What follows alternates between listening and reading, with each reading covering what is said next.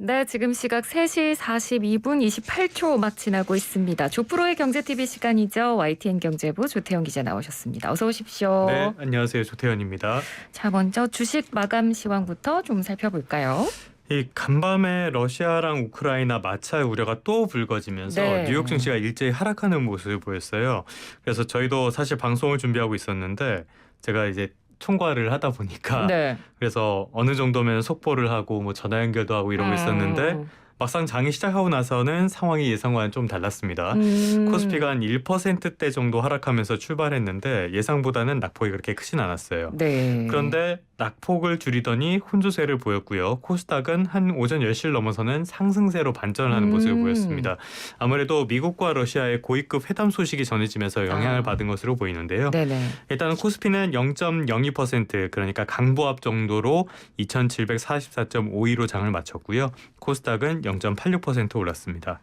눈에 띄는 종목은 일단 두산중공업이 있는데요. 강세를 이어갔습니다. 친환경 수소발전 기술 개발을 이어간다는 소식이 호재가 된 것으로 보이고요. 네. 또 유상증자 작업을 마무리해서 조만간 재무구조 개선을 위해서 빌린 돈을 상환할 것으로 예상되는 점도 영향을 미친 것으로 보입니다. 네. 또 원전주라는 점도 영향을 미친 거 아닐까 싶은데 여기는 이제 다음에 말씀드릴 윤석열 테마주랑 조금 연관되지 않을까 싶어요. 네네. 윤석열 테마주가 대체로 강세를 보였습니다. 노루홀딩스 우선주가 상한가를 기록했고요. 덕성과 서현, 애니능률 같은 것들도 다 강세를 보였습니다. 네. 지난번에도 말씀을 드렸지만 이 테마주 이렇게 오르는 거는 아무래도 오늘 어제 나왔던 여론조사 결과가 좀 영향을 미치는 것으로 보이는데요. 테마주 자체가 사실 근거 자체가 희박한 경우가 대부분입니다. 그렇죠. 그래서 투자는 물론 본인의 판단이긴 하지만 이 테마주, 특히 정치 테마주는 투자라기보다는 투기 내지는 도박에 가까운 모습들을 많이 보이거든요. 네. 그래서 좀 조심하시는 게 좋지 않을까 싶습니다. 네. 자, 최근에 이 소주 원료죠. 주정 가격이 올라서 이제 아마 이 술 가격들, 전반적인 주류 가격들이 다 인상될 것이다라는 내용을 저희가 이 시간에 한번 전해드린 적이 있었는데 결국 소주값이 인상이 됐네요. 네. 그러면서 제 관심사라는 취향까지 공개를 해버렸는데요. 네. 말씀드렸던 것처럼 희석식 소주, 우리가 흔히 마시는 희석식 소주는 주정에 물을 섞은 뒤에 감미료를 넣어서 만듭니다. 당연히 가장 중요한 원료는 주정일 수밖에 없죠. 네. 이 주정 가격이 올랐으니까 소주 가격도 오를 수밖에 없었습니다. 하이트진로가 오는 23일부터 소주 제품의 출고 가격을 7.9% 인상하기로 했다고 밝혔는데요. 네. 그러니까 참이슬 후레쉬, 참이슬 오리지널 그리고 일부 페트병류의 제품 공장 출고가가 오르게 됐다고 합니다. 진로 제품 역시 7.9% 같은 가격으로 오르게 됐는데요. 하이트 진로가 소주값 올린 거는 3년 만이라고 해요. 예. 회사 측의 설명은 원자재 가격이 올랐고 그러니까 주정 가격이 올랐죠.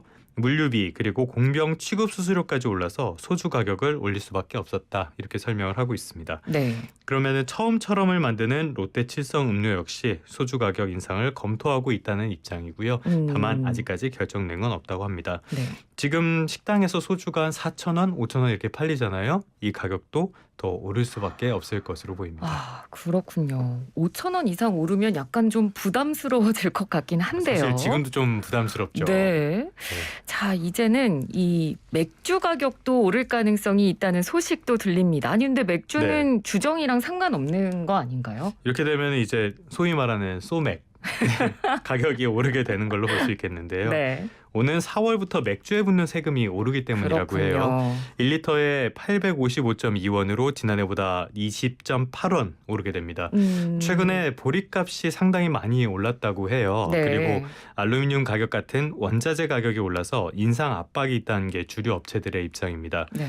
카스로 대표되죠. 국내 1위 업체인 오비맥주가 마지막으로 가격을 올린 게 지난 2016년이라고 합니다. 오비맥주가 가격을 올린다면 이것도 소주랑 비슷해서 다른 경쟁 업체들도 따라서 가격을 올릴 가능성이 그렇겠죠. 있다고 봐야겠고요. 네. 최근에 이제 편의점에 가보면은 4캔 10,000원 이런 행사 많이 했었잖아요. 네. 근데 요즘에는 그 대상 맥주가 좀 줄어든 것이 보일 겁니다.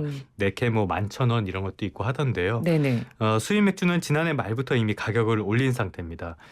이 술은 반드시 소비해야 되는 생필품은 물론 아닙니다만 그렇죠. 어찌됐든 소주와 맥주 모두 이제 서민을 중심으로 소비량이 많은 주류다 보니까 이 가게나 소비자의 부담은 커질 수밖에 없을 것으로 보입니다. 그렇습니다. 그러니까 뭐 대표적으로 서민 이 이 소주 주류라고 그렇죠. 불리는 게 네. 바로 이 소주와 맥주인데 저희가 항상 또 이렇게 얘기하면 물가 얘기를 이어서 안 할 수가 없습니다. 전반적으로 지금 물가가 계속해서 빠르게 오르고 있는 상황이라 정부도 고심이 클 것 같아요. 그 조금 시간이 남아가지고 방송 지금까지 한 거 이렇게 쭉 찾아보니까 네. 물가 얘기를 안 한 날이 거의 없더라고요. 그러니까요. 네. 네, 요즘은 진짜 경제 물가 아닌 뉴스가 부동산. 네, 맞습니다. 두 가지입니다. 특히 최근 들어서는 물가를 빼놓으면 경제 뉴스를 이야기를 하기가 어려울 네. 정도로 물가 이슈가 많아졌는데요. 네.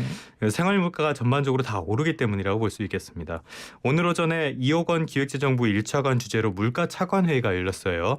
이번 달에도 물가 여건은 어려울 것으로 전망했습니다. 코로나19가 조금씩 나아지고는 있다고 하는데요. 정부의 판단으로는. 그러면서 수요도 늘어나겠죠. 네. 오미크론이 퍼지고는 있다고는 해도 아무래도 좀 많이 익숙하기도 하고 그러다 보니까 수요 자체가 회복되는 건 사실로 보입니다.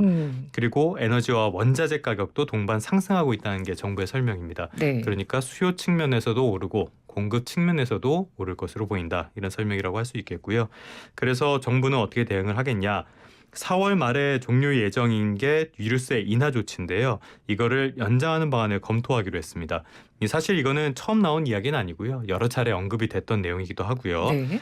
또 명절 전에 할인 행사를 진행한 경우가 많은데 이게 끝나면은 가공식품의 상승세가 이어질 것으로 보고 가공식품 업체 그리고 외식 업계들과 만나서 가격 인상을 자제해달라고 요청하기로 했다고 해요. 네. 그리고 23일부터는 매주 12개 외식 품목을 대상으로 프랜차이즈 상위 업체의 대표 메뉴 가격을 공개하기로 했고요. 배달 수수료가 얼마인지 이 현황도 공개하기로 했습니다. 네. 그런데 이 정도 조치로 과연 효과가 있을지 굉장히 좀 의문이 들고요.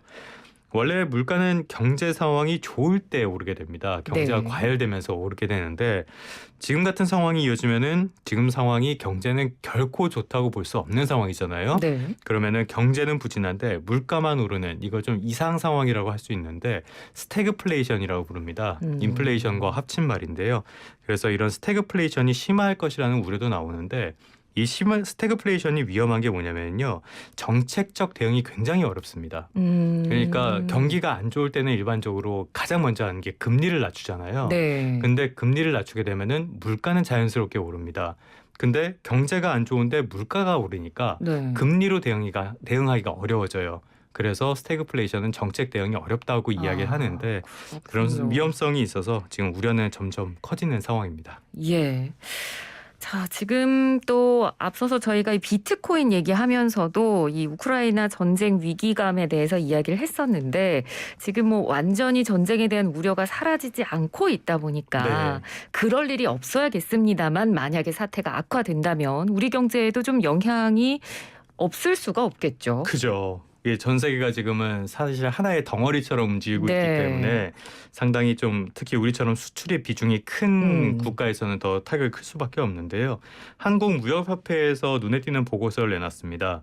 무역은 지난 2014년 러시아가 크림반도를 합병했을 때를 예시로 들었는데요. 당시에 러시아 쪽으로 가는 수출이 상당히 많이 줄었다고 합니다. 네. 지금 러시아가 우리나라의 12교육 대상국인데요. 그러니까 10번째 피해가 당연히 불가피할 수밖에 없겠죠. 우리 수출입 기업이 상당수 포진해 있는 분야가 화장품이랑 자동차 부품 그리고 기타 플라스틱 이런 회사들이라고 해요. 네. 그렇다면은 이들을 중심으로 직접적인 타격은 불가피할 수밖에 없다. 이런 전망이 나오고요. 또 러시아가 이른바 탈달러화를 추진해 오긴 했지만 여전히 달러화 결제 비중이 절반 이상은 된다고 합니다. 만약에 이런 회담도 잘 안 끝나고 실제로 침공이 현실화가 돼서 미국이 제재를 강화하게 된다면은 국제 결제망에서 러시아를 배제할 수도 있고요. 네. 그렇게 되면은 국내 기업의 대금 결제 지연이나 중단 피해도 생길 수밖에 없을 것으로 보입니다. 네. 또 문제가 또 있는데 우크라이나에서 들여오는 희귀 광물류들이 있다고 합니다. 네온이나 크립톤 같은 것들인데요. 우리나라는 우크라이나와 교역 규모 자체가 큰 건 아닌데 이 희귀 광물의 수입 의존도는 꽤나 높은 편이라고 해요. 그래서 일단은 러시아와 우크라이나로부터 수입 의존도가 70% 넘는 품목이 47개 정도가 돼서 전체 이제 교역 품목으로 봤을 때 그 비중이 크지는 않아서 전체적인 영향은 크지는 않을 거다. 이렇게 전망은 나오고는 있지만요. 네. 그래도 지금 상황에서는 공급선 다변화 같은 대책은 필요하다고 무역은 평가를 했습니다. 네. 그럼 우리 정부는 지금 이 상황을 어떻게 보고 있습니까? 기획재정부가 오늘 내놓은 최근 경제동향 2월호가 있는데요. 이른바 그린북이라고 불리는 내용입니다. 여기서 보면은 최근 국내 경기에 대해서 우려된다는 내용이 많았는데요.